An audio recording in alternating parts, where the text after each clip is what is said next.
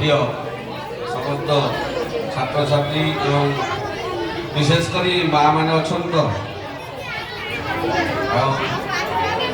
প্রকৃতরে আজ দিবসর সার্থকতা আপন মানে কাହିଁକି ନା ଅନୁଷ୍ଠାନକୁ ଆପଣମାନେ ଯେଉଁ ସହଯୋଗ ଦେଇଛନ୍ତି ସେଥିପାଇଁ ଆପଣଙ୍କ ନିକଟରେ ଏହି ଅନୁଷ୍ଠାନ ଚେଉଁନି ସାର୍ କହିଲେଣି ଆଜିର ଏଇ ମାନେ ଗୋଟେ ପ୍ରକାର ମାତୃ ଦିବସ ଆଜି ପ୍ରଭୁ ଶ୍ରୀକୃଷ୍ଣଙ୍କର ଜନ୍ମ ଉତ୍ସବ ପାଳନ କରାଯାଉଛି ସାରା ଭାରତ ବର୍ଷରେ ବହିର ଭାରତରେ। ତେଣୁ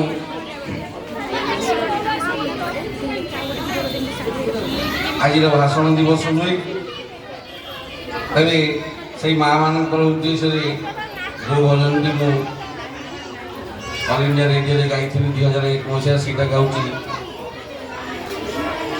ସଂସାରରେ ମା ନାମ ସବୁଠାରୁ ମଧୁର, ସଂସାରରେ ମା ନାମ ସବୁଠାରୁ ମଧୁର, ମା ବୋଲି ଡାକି ଦେଲେ ମିଳିଯାଏ ଉତ୍ତର, ସଂସାରରେ ମା ନାମ ସବୁଠାରୁ ମଧୁର, ବିପଦରେ ପଡ଼ିଥିଲେ ବୁଝେ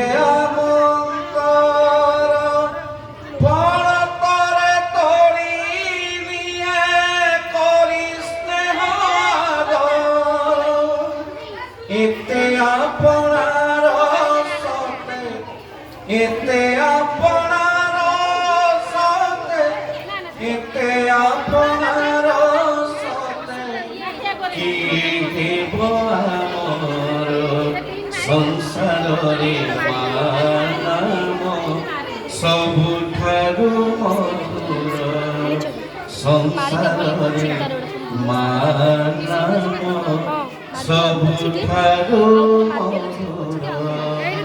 ବିଶେଷ କରି ସମସ୍ତ ମା ମାନଙ୍କୁ ଅନୁରୋଧ ସେମାନେ ଏହିପରି ସହଯୋଗ କରନ୍ତୁ, ଅନୁଷ୍ଠାନର ଉତ୍ତର କାମନା କରନ୍ତୁ ଏବଂ ପିଲାମାନଙ୍କୁ ତାଙ୍କର ଏଇ ମାନେ ଯେଉଁ ଅନୁଷ୍ଠାନକୁ ଛାଡ଼ିଛନ୍ତି ସେଇ ଅନୁଷ୍ଠାନରେ ସେମାନେ ସଂସ୍କୃତି ସମ୍ପନ୍ନ ଏବଂ ମଣିଷ ଭଳି ମଣିଷ ହୁଅନ୍ତୁ, କାରଣ ଏଇଟା ହେଉଛି ମ୍ୟାନ୍ ମେକିଂ ଇଣ୍ଡଷ୍ଟ୍ରି।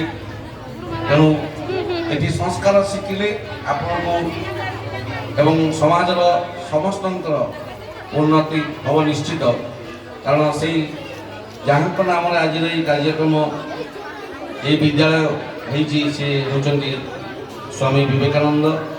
ମାତ୍ର 10 ଜଣଙ୍କୁ ଖୋଜିଥିଲେ ସାରା ଭାରତ ବର୍ଷରେ ସେଇଭଳି ସଂସ୍କାର ସଂସ୍କୃତି ସମ୍ପନ୍ନ ବ୍ୟକ୍ତି ହେଲେ ଭାରତ ସ୍ୱାଧୀନତା ପ୍ରାପ୍ତି ହେବ, ଏହା ହିଁ ତାଙ୍କର ଥିଲା ମନ୍ତ୍ର। ତେଣୁ ସମସ୍ତେ ସହଯୋଗରେ ସମସ୍ତଙ୍କ ସହଯୋଗରେ ଆଜିର ଏହି ଅନୁଷ୍ଠାନ ଗଢ଼ି ଉଠିବ, ଏତିକି କହି ରହୁଛି। ଧନ୍ୟବାଦ।